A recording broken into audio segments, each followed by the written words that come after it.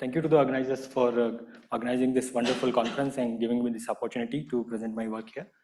I am a second-year PhD candidate at ICTS Pune, and in this talk, what I'm going to talk about is a method that we have developed to prepare a singlet state, which is has very long lifetime. So this work was done in collaboration with Pratham, who's a BSMS student at ICTS Pune, and with Professor T.S. Mahesh, who's my PhD supervisor. And this is the QR code for the manuscript that is on archive. So I'm an experimentalist. I work with NMR, nuclear magnetic resonance platform, and this is the our lab at ICTS Pune, where we did this work. And to those who have not seen NMR lab before, this is a giant superconducting magnet which produces a huge magnetic field. And the sample goes here, and this is the electronics which gives the RF pulses and controls, and also does the readout of the spin system, and which is connected to a computer next to it, which is the control. Okay, so in the first part of my talk, what I'm going to talk about is describe what is long-lived states and the discovery of it and why they are long-lived. So what do you need to prepare long-lived states? In the second part, I'll describe the method that we used. So noise is ubiquitous in quantum systems. You cannot avoid it. There are any non-equilibrium spin state you prepare, it relaxes back to thermal equilibrium eventually. And there are two processes, T1 relaxation and T2 relaxation. T2 relaxation destroys the phase coherence and erases the quantum memory, where T1 relaxation restores the population back to thermal equilibrium and erases both quantum and classical memory. So for a long time, it was believed that T1 relaxation is the hard constraint beyond which you cannot do anything useful with NMR, and any application are limited by T1 and T2 relaxation times. So in 2004, Malcolm Levitt and his group from University of Southampton, they showed that singlet states between a pair of homonuclear spins can have a very long lifetime.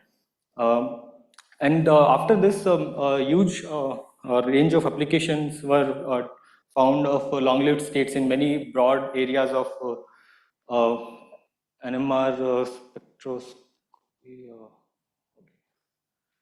Okay, so some of the applications includes ligand-protein interactions. You can study these interactions for longer times in biomolecular NMR, studying diffusion and chemical transport in chemical analysis, higher contrast in medical imaging, and quantum information processing as well. So why is singlet long-lived? What makes it long-lived? So consider a pair of two spins which are interacting by a scalar J interaction, which is mediated by the electronic cloud in the molecule. And where the I1 is the spin angular momentum of the spin operator 1, and I2 is the spin angular momentum vector for spin 2. And this is a Heisenberg type interaction. Now the eigenstate of this Hamiltonian are singlets and triplets. Now the singlets state, this is an exchange operator which exchanges spin 1 and 2, and the singlet is an antisymmetric under exchange, whereas the triplet states are symmetric under exchange. And this difference in symmetry is very crucial for making this singlet long-lived. Now, one of the dominant relaxation mechanism in NMR is stochastic fluctuation of dipole-dipole interaction. But it so happens that dipole-dipole interaction commutes with the exchange operator. So it doesn't connect the antisymmetric singlet state with the symmetric triplet states. So if you have population in singlet states, it won't relax to triplet states, and thereby singlet is a long-lived state. But singlet is not immune to every noise channel. It can still decohere because of there are other noise channels, but it is immune to the major dominant relaxation channel, which makes it have longer lifetime than T1 time constant. So let's take an example of a symmetric molecule. This is two protons, which nuclear spins, which we are considering, and they are completely symmetric. You cannot really distinguish one from the another. So in this case, the interaction Hamiltonian is again the Heisenberg interaction, and the eigenstates are singlets and triplets. But because of symmetry, singlet is disconnected from triplet state. So from the highly populated triplet state, you can't put population into singlet states. So you need something to break this symmetry. And this breaking of symmetry can come from like difference in the molecular environment in the spin system. Now these two hydrogens are no longer identical. They they are asymmetric, and this asymmetry reflects in the difference in larval frequency of these two spins. And this is what we call chemical shift, this term. And basically, this gives us a handle to transfer population from triplets to singlet states. And this term is proportional to the strength of magnetic field. If you have large magnetic field, this contribution of this term will be large. If you are in a low magnetic field, the contribution will be small. Now, how easy or how hard it is to prepare singlet states? Now, for a general case of chemical shift and J coupling, the eigenstates will have this form. Now, if you go to one extreme where the chemical shift is much larger than the J coupling, meaning that the spins are very asymmetric, in that case, the eigenstate will resemble to the Zeeman states. So it will be easy to prepare singlet, but since singlet is not the eigenstate of this Hamiltonian, it will be it's not as easy to keep sustain it in a sense. Now, in the other case, when the chemical shift is much smaller, then the eigenstates are very similar to the singlet and triplet states. So once you have prepared your singlet state, it is very easy to sustain it. But it's not as easy to prepare in strong coupling case. Now there are methods in each of the cases, in weakly coupled and strongly coupled cases, to efficiently prepare these states, but they are not general. You cannot use one method across the range of couplings.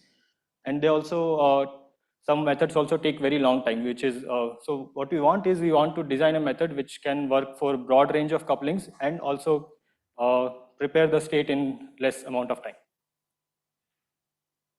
Now with this, I'll come to the second part of my talk. So what we use is a variational quantum algorithm, and one particular method called quantum alternate operator Ansatz, QA for short. And I'll show some simulation results and some experimental demonstrations. So variational quantum algorithms were designed to solve optimization problem on near-term quantum devices. You encode your objective function in the cost function. Cost function as a eigenstate of a Hamiltonian, and what you want to do is you minimize the expectation value of that function. Now you start with some random input state. You have a parameterized quantum circuits, and you iteratively optimize this parameters of this circuit to get a state which minimizes the expectation value of that Hamiltonian. And this optimization is done on a classical processor. Now quantum alternating operator Ansatz. So the idea behind QoA is that you want to, let's say you have a cost function, we want to reach the ground state of this cost Hamiltonian, and so what you do is you start from a ground state of some mixer Hamiltonian, and you alternatively apply these to Hamiltonian, starting from some convenient initial state. Now what you want to do is you want to find the optimal parameters such that the final state here minimizes the cost function. So, and if you want to use this for a state-to-state preparation protocol, then you can redefine your cost function as infidelity with your target state, and which happens to be the case in our work. So I'll describe how do we formulate this LLS preparation problem using QoA. So we have a target state which is singlet, which we want to prepare, and so we want to minimize the infidelity with the target state. Also, we want to minimize the time that it takes to prepare, so we redefine the cost function as infidelity as well as the duration. And the circuit that we use is, again, we have an alternating unitaries which are parameterized, and the generator of these unitaries are these two Hamiltonians, and the choice of these Hamiltonians are motivated by how easy they are to be, how easily can we apply them in experiments. So the first Hamiltonian is basically just giving a delay during which the system evolves under interaction Hamiltonian, and this is a interaction Hamiltonian plus a RF pulse. So we alternate between these two unitaries. So the schematic for the pulse sequence is this. We have an initialization sequence which prepares for some initial state. Then we alternate between two unitary operators, one delay and one is a pulse. And then once we have prepared the singlet state, we want to sustain it. So we use a spin lock sequence, which sort of removes the effect of chemical shifts. So we can sustain it for longer time. And then again, since singlet is a zero quantum state, it doesn't induce any signal. So we want to convert it back into some observable magnetization. So we again use a QoA unitary to convert it back.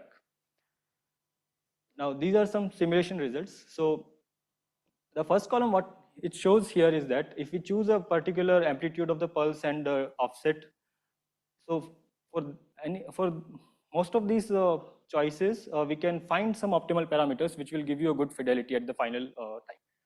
Now, for the weakly coupled case, most of this region is bright. So for most of the choices of amplitude and offset, you can find good enough parameters to prepare your singlet state. Now, as you go to strongly coupled cases, this patch sort of decreases. And on right, what I'm showing here is the robustness. So if you choose a one particular parameter set and you find the optimal parameters, then you see if you introduce error in your pulse sequence, then how does the robustness, how robust it is against the errors. Now, next I'm showing is some experimental demonstration that we did against some standard methods that are already available for preparing these states.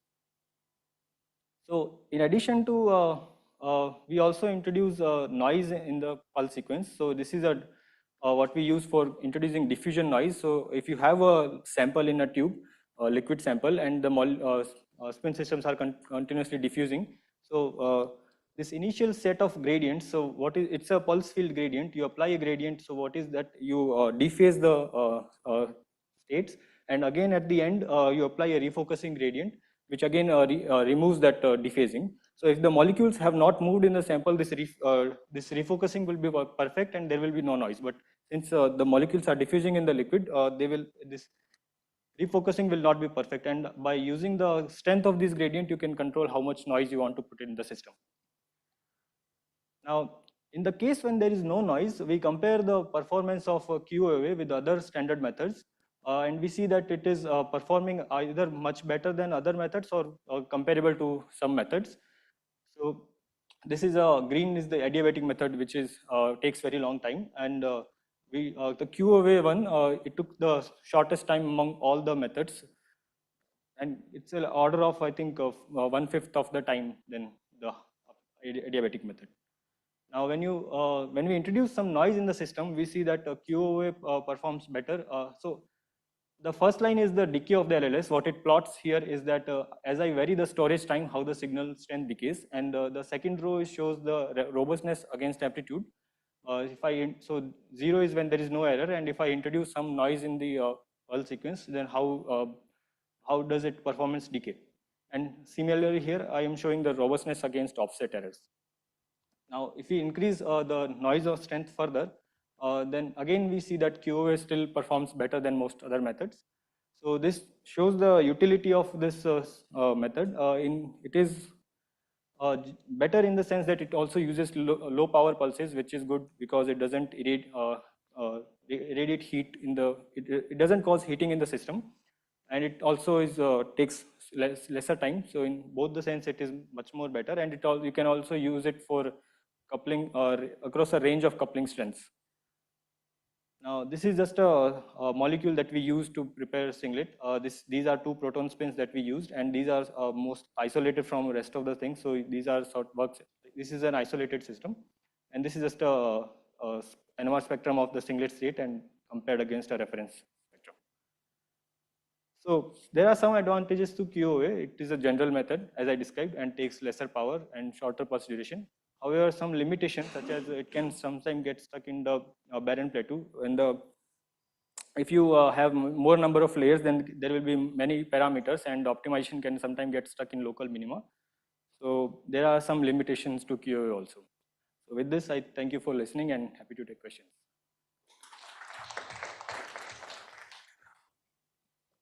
Question, Tom?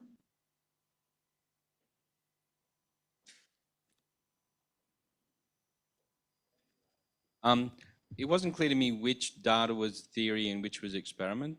Sorry? It wasn't clear to me which data you showed was theory and which was experiment. Clearly, some of the early one was theory. These are the experiments. These are the experiments. Okay. Yes. And these were the simulations. Right. Okay. Okay. Very nice. Thank you. Other question? So I have one quick question, maybe. So do you know, like, what's the intuition why QoA performed the best in this case? So the reason being that there are many free parameters that you can optimize and find one that can prepare like best suitable case, whereas the other methods, they are made with the assumption that either it's a weakly coupled system or a strongly coupled system, but it doesn't take any assumption in account. So you can find parameter set which can work well in any sort of coupling strength. So it's like has a bigger search space. Bigger search space, yes. Okay. Yeah. But then it doesn't get into local optima or anything? Yeah, sometimes it gets stuck. So we run the optimization multiple times, and sometimes it that's why, I mean, you'd see there are somewhere some dark regions where the optimization didn't really give a good enough result, but in most cases it does get close to a good enough solution. I see. Thank you. Any other question? Okay. So if not, then please thank the speaker again. Thank you.